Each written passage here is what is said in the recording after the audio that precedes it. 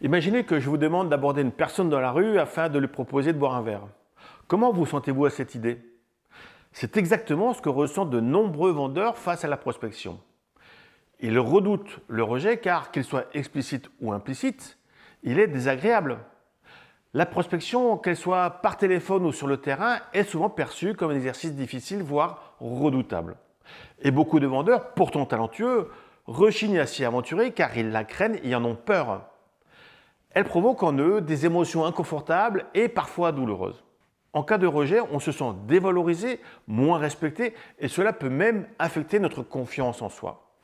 En somme, cela met à mal notre confiance et l'image de professionnel que nous souhaitons projeter. Soyez certain que cette peur influence inconsciemment votre comportement et votre prospect l'entend, le sent, le voit, ce qui vient encore amplifier la difficulté. Il est crucial de comprendre et maîtriser deux comportements fondamentaux. Le premier, la peur du rejet. Lorsque vous êtes confronté à un rejet, ce n'est pas vous en tant qu'individu ou personne qui êtes rejeté, mais votre approche qui tombe pas forcément au bon moment. La différence est capitale. Dès que vous raccrochez le prospect, il aura tout oublié et sera passé à autre chose.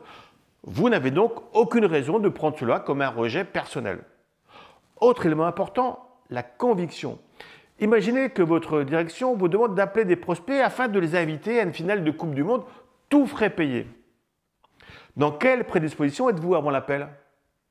Vous vous sentez fort, hyper confiant. Pensez-vous que vous aurez des difficultés à joindre votre prospect? Bien entendu, la gestion du rejet et la conviction ne suffisent pas à elles seules pour réussir en prospection. Il y a également toute la phase préparation en amont, dont sa phrase d'introduction. Mais assurément, ils sont cruciaux. À très bientôt.